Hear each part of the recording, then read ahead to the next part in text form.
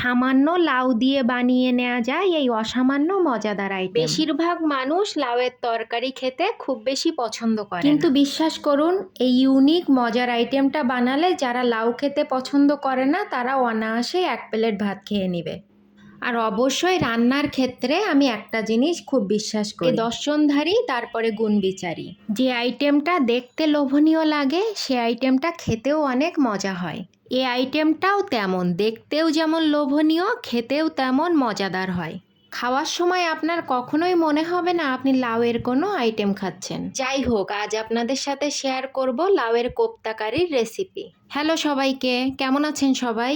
ভালো করে লাউয়ের খোসাটা ছাড়িয়ে নিতে হবে, তারপর ভালো করে কুড়ুনি দিয়ে কুড়িয়ে নিতে হবে এবং কুড়িয়ে নেওয়ার পরে ভালো করে হাতের সাহায্যে চিপে জলটা বের করে নিতে হবে। লাউয়ে যাতে একটুও জল না থাকে সেটা খেয়াল রাখতে হবে। রান্নার ঘন্টা দুয়েক আগে আমি ছোলার ডালটা ভিজিয়ে নিয়েছিলাম, কারণ আগে ভিজিয়ে রাখলে ছোলার ডালটা ভালো মতো ভিজবে। এরপরে আমি ব্লেন্ডারের সাহায্যে ছোলার ডালটা ভালো করে ব্লেন্ড করে নিয়েছিলাম। লাউ এবং ছোলার ডালের ব্লেন্ড করা অংশটা একসাথে মেশাতে হবে এবং এর সাথে কিছু উপাদান অ্যাড করতে হবে। আমি লাউ এবং ছোলার ডালের ভিতরে পরিমাণ মতো হলুদ, লবণ, জিরার গুঁড়া এবং কাঁচা মরিচ ছোট ছোট কুচি অ্যাড করে নিলাম। তারপর হাতের সাহায্যে সব উপাদানগুলো একসাথে ভালো মতো লাউয়ের সাথে মিশিয়ে নিতে হবে। অবশ্যই ভালো মতো মিশিয়ে নেবেন, যত ভালো মতো মিশাবেন তত খেতে বেশি মজা হবে।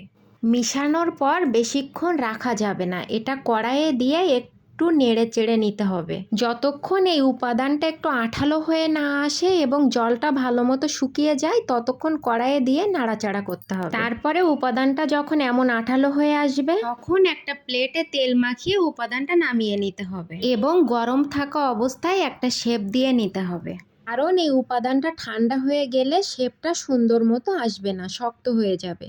যখন উপাদানটা ঠান্ডা হয়ে যাবে তখন এমন বরফির মতো কেটে নিতে হবে। আপনারা চাইলে আপনাদের পছন্দ মতো রাউন্ড শেপও দিয়ে নিতে পারেন। আমার কাছে এই শেপটা দেখতে বেশি সুন্দর লাগে তাই আমি এভাবেই কেটে নিলাম। দেখুন কেমন সুন্দর বরফির মতো লাগছে এবং দেখুন ঠান্ডা হওয়ার পরে কি সুন্দর মতো থালা থেকে উঠে আসলো। একেবারে যেভাবে কেটে নিয়েছিলাম ঠিকভাবেই উঠে এসেছে, একটুও শেপটা নষ্ট হয়নি। দেখুন কি সুন্দর লাগছে, আপনাদের দেখানোর জন্য একটু ভিডিও করে নিলাম। তারপর কড়াইয়ে তেল দিয়ে তেলটা ভালো মতো গরম হওয়ার পরে এই উপাদানগুলা তেলের ভিতরে দিয়ে ভালো মতো ভেজে নিতে হবে। অবশ্যই হাই হিটে ভাজবেন না, একটু মিডিয়াম হিটে ভাজবেন, তাহলে ভিতরটাও ভালো মতো ভাজা হবে। হাই হিট দিয়ে ভাজলে বাইরের অংশ পুড়ে যাবে এবং ভিতরের অংশ কাঁচা কাঁচা থাকবে। রান্নাটা খেতে মজা হওয়ার জন্য ভেজে নেওয়াটা অনেক গুরুত্বপূর্ণ। পর কড়াইয়ের ভিতরে তেল দিয়ে শুকনা মরিচ ও জিরা ফোড়ন দিয়ে তার ভিতরে কুচি করে রাখা পেঁয়াজ, রসুন এবং কাঁচামরিচ দিয়ে ব্রাউন কালার করে ভেজে নিয়ে টমেটোগুলা দিয়ে দিতে হবে। টমেটোগুলো অবশ্যই একটু ভালো করে ভেজে নিতে হবে। এর ভিতরে পরিমাণ মতো হলুদ, লবণ দিয়ে দিতে হবে। টমেটোটা ভালো মতো ভাজা হয়ে গেলে এর মধ্যে পরিমাণ মতো পানি অ্যাড করে দিতে হবে। তারপর তরকারিটা একটু ফুটে উঠলে এর ভিতরে জিরার গুঁড়া অ্যাড করে দিতে হবে। তারপর ভেজে রাখা লাউয়ের কোপ্তাগুলা এর ভিতরে দিয়ে দিতে হবে এবং একটু ফুটে উঠলে এর ভিতরে পরিমাণ মতো একটু চিনি অ্যাড করে দিতে হবে, তাহলে রান্নাটা খেতে অনেক বেশি মজাদার হবে।